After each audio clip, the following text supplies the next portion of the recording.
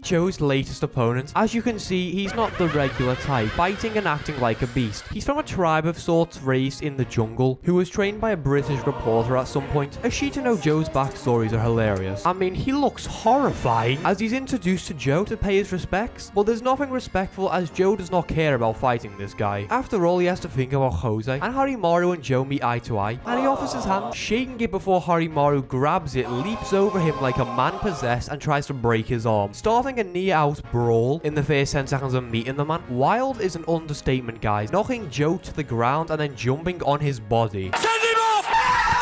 Which is mad disrespectful, you know. But Joe's ready for a brawl, just for Harimaru to be given chocolate and calm down instantly. Joe even pushes Yoko onto the ground to conceal his rage, which is kind of mad, you know, and unsurprisingly it's in the newspaper that Joe got cooked by an insane jumping man. Apparently the reason for this is Joe has lost his wildness, the craziness he once had, the deranged psycho who try and kill your parents if you got in his way, into the type of gentleman you'd want to marry your daughter. And Harimaru is meant to change this, which is where we see Harimaru sparring, getting low-key cooked until he bulldozes into his opponent and blows that stomach out and then a left, practically impaling the man as he froths from the mouth. And Joe's back, this time handing chocolate. Bro clearly wants revenge as Harimaru charges in instantly, eating a left and then a combo from Joe, knocking him into the corner. And as he tries to leave, Harimaru flies with a 360 spin kick to the face, and Joe looks like he's been hung. And unsurprisingly, you can imagine that image will be used to discredit our king. But Joe has a strategy of his own for this fight, calling in a favor from Gondo. The plan is to fight the Yakuza, and there is a lot of men, like Kiryu and 100 men, but there's no karaoke, just fighting. As all the men are hilariously disarmed. I mean, some of these weapons, man had a mace, as it begins with Joe getting pure comboed like the actual Yakuza franchise, and thrown onto the ground before locking in and weaving out of the attacks before flipping them with aura, countering with a blow to the gut. Look at man's face, he doesn't even look like he's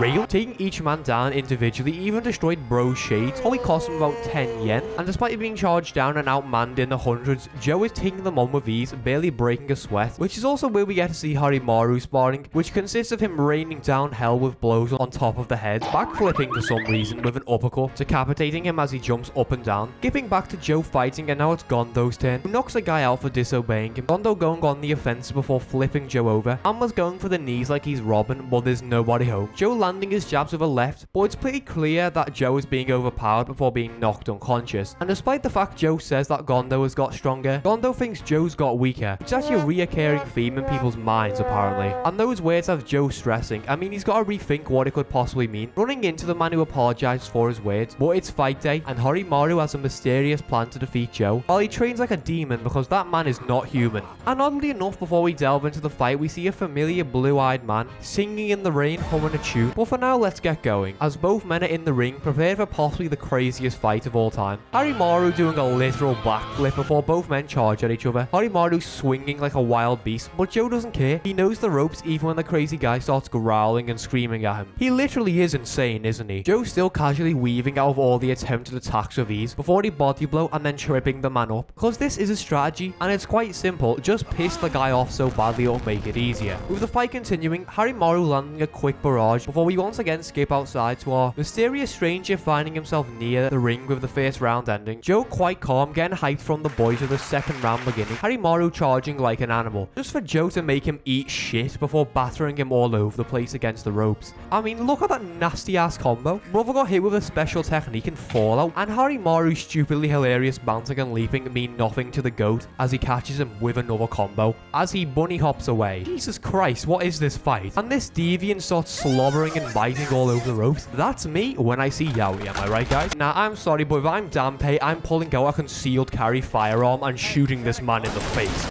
He's literally the spawn of Satan. Imagine hearing this outside your room. No, I would stab him. Like, no, he'd have to die. We skip back outside to our not-so-mysterious stranger trying to get entrance into the arena, throwing punches and calling himself a boxer who has fought the champion, staring at the image of Joe, reminiscing of the times the men played in the snow like they were kids. I'm gonna kill myself. Let's be honest, you do know, but this is Carlos Rivera, and this has me on the verge of tears talking about it right now. He even has tears in his eyes.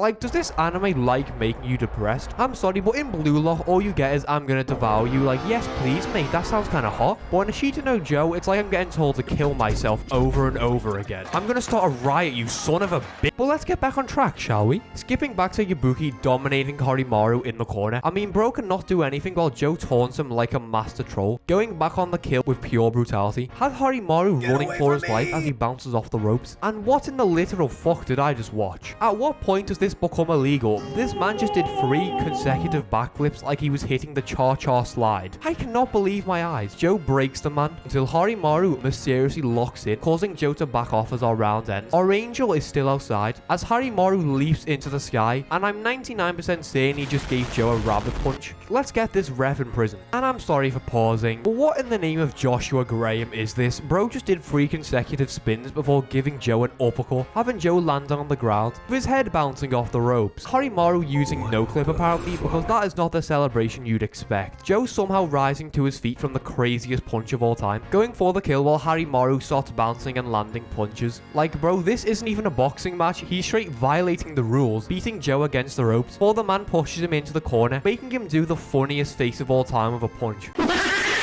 With a body low as Harimau tries to escape, eating a left before he flips off the ropes and starts doing about 50 in midair. Bonus point spins and cracks Joe with a right, having that man bouncing. All the while, Carlos has found his way into the arena, which I don't know how he did, while Carlos is making his emotional journey as the round ends. And it's safe to say Harimau's moves have the commentators and everyone in the arena bewildered. I mean, it's no surprise, he's doing pure miracles in the ring that are somehow teetering on the edge of illegality, and somehow I don't think that's true. Maybe Joe just pulls out a knife and gives him the shh. Maybe that would be fair. But Joe is still confident and he has a strat of some kind as our 4th round begins. Joe eating a right left before getting bounced all over the place. And well, just look.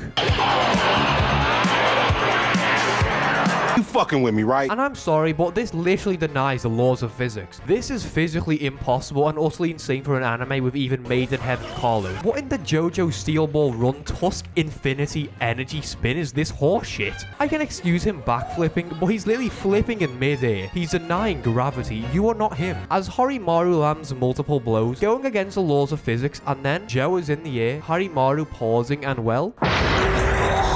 Can we get an instant replay? One more time.